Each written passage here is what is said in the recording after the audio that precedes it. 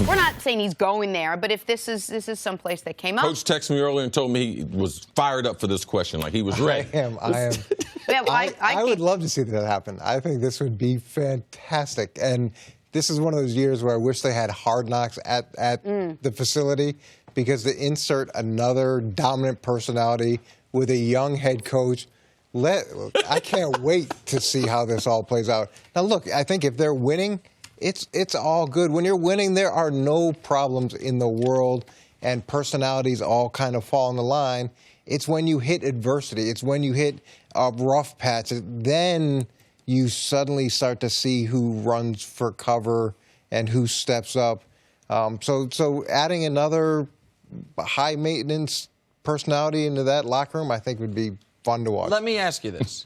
If they were to add Odell in L.A., and they were to be super successful, would that change some of your beliefs on team building and about what is and isn't important? Because, like, one of the things we joke about, you and I disagreeing a lot, but one of the fundamental differences is I first, foremost, and sometimes last as well, think talent, talent, talent. I'll deal with all the rest of it. You are much more concerned, not that you're disregarding talent at all, but much more concerned about how guys are going to mesh, how we're going to work together, thinking about when we do hit the potential adversity, how do guys react. So if a team like this were to come together and be super successful, would that change your opinion on this at all? Well, is it super successful in the short term? Is it super successful in the long term? Are you saying this is a formula that's built to last? They go win the Super Bowl. Or are these okay, if they go win the Super Bowl, it'll change everybody's approach to it. It hasn't really worked yet. With Marty Schottenheimer, I remember talking to him, and he had really, really good teams.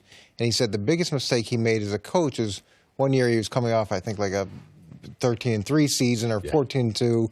He thought, I'm close. I'm really close. I'm one player away. One player away. And he went and got a couple players that were difficult players to handle.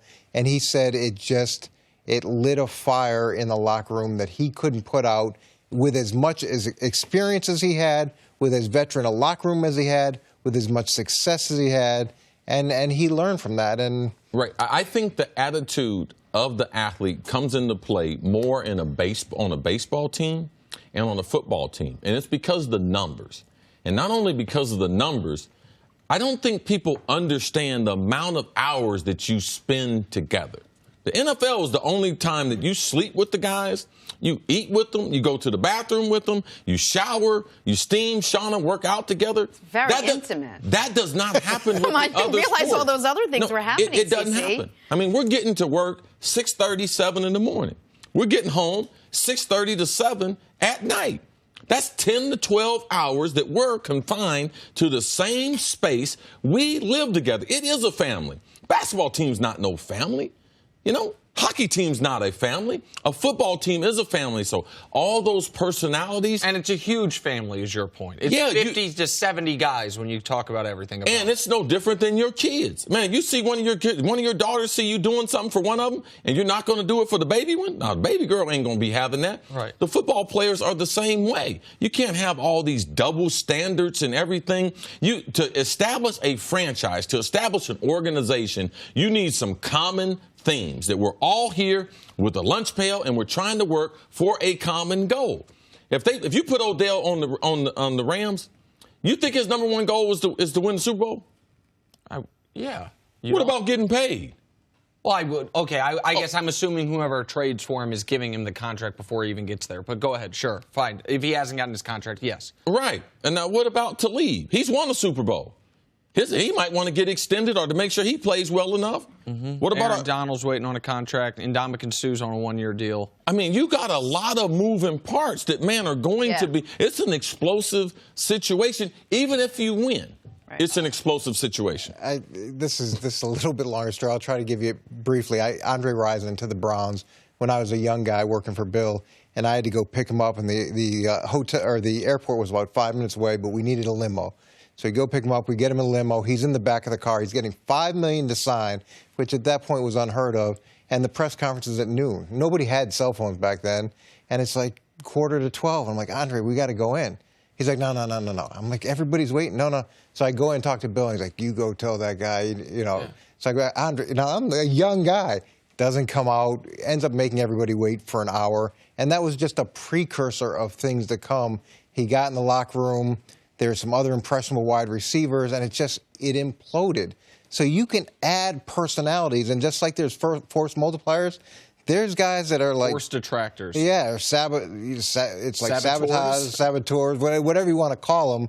It's that dynamic is fragile in a locker room. I wanna talk about that example versus Odell. I don't think that's who Odell is. I do think Odell's a guy who means well. I do think Odell's a guy who's well-liked by his teammates. In fact, I know he's well-liked by his teammates. The problem for Odell and with the organization can sometimes be, it appears, because he's so well-liked by his teammates, that his behavior is a bigger distraction than if it's a guy who's just a one-off. Like, listen, this is a guy who's just on to his add own. something. You can be liked by your teammates, but there's 70 guys in there. Everybody ain't going to like you. Sure. Now, that's for sure. Now, So some of the new guys that they got out there, they're not going to have no patience for a guy like Odell to come in and do any of that stuff. I don't listen. When you say some of that stuff, again, like I don't think there are many pro football players. You tell me if I'm wrong. You're wrong. Hold on. Can I say it? Let me. I don't think. You're Do you think there are a lot of teammates his teammates on the Giants that were highly bothered by the video that came? Hold on. That were highly bothered by the video that came out, or will only be bothered if he gets suspended related to the video that came out? It's bad. There was not a good thing with the video. All right? There's no one on that team saying, way to go, Odell. Right, but way are to there a spread lot the of guys message. that are mad at him about it or upset about it? Yeah, because it's stupid. Yeah, they're disappointed. Okay. Absolutely. And put it in the context of the boat issue that came up. You have all the things that have come up that haven't even gotten out to the media because typically, and look, I'm not trying to kill Odell. I don't even know Odell. I'm just saying with players, if there's a pattern of behavior, you got to sit back as an organization and say, is this something that's going to change with maturity and time, or is this something that's a precursor to more difficult In the challenges? last 15 years, how many times has New England been to the Super Bowl?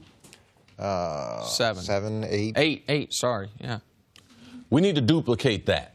We know that works. We know a good locker room works, all right? So why would we try this other off-brand thing to think that that's the way to get to the Super Bowl? In the NFL, it's not about talent. It's about cohesiveness. It's about going one way and getting some breaks. And when you have that many superstar players, when you have that many personalities that have all had issues somewhere else, not one of them, not two of them, they got 10 of them.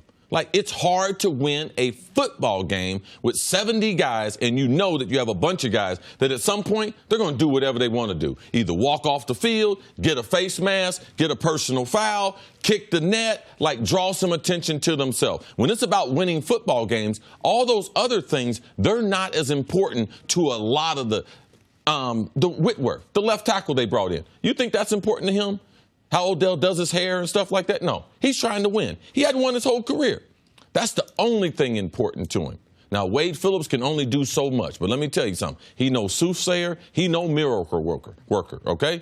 Like, you cannot have that many personalities and believe that's the best way to try to pursue a championship. It's been proven to be wrong. Hey, Coach, have a good Passover and a good Easter. I know both are equally important to you. They are. Thank you so much for being here. Have a great weekend. Good trip back Good to to see you, Cleveland. Coach. Thank you. Thanks for watching. Subscribe here to get the latest from the show. Also, be sure to check out more of the best clips from First Things First, or go watch a few segments from our other shows on FS1.